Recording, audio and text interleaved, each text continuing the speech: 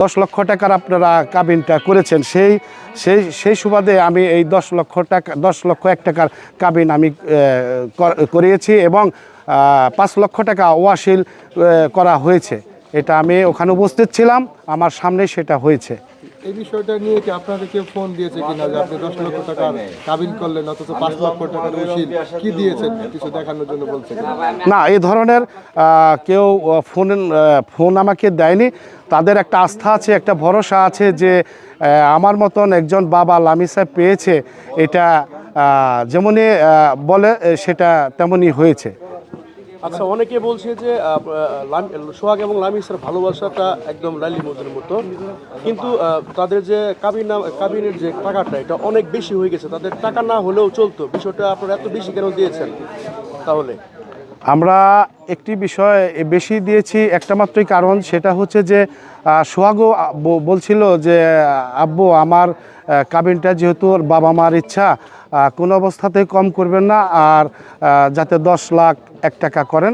ওই সোহাগের কথার ভিত্তিতে 10 লক্ষ 1 টাকা কাবিন করা হয়েছে।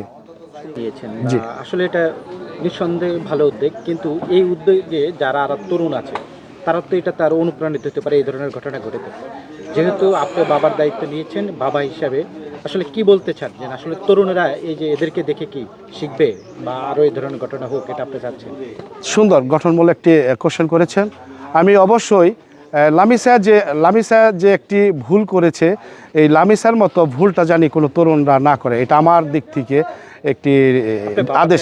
বাবার জায়গা থেকে বলি, কোনো বাবাই জানে এইভাবে পরিস্থিতির সম্মুখীন না হয়। যেহেতু লামিসার ব্যাপারটা ছিল ভিন্ন, যেমন লামিসা আর সোহাগ একই শ্রেণীতে থেকে লেখাপড়া করেছে এবং সেকেন্ড ইয়ারে তারা গিয়েছে।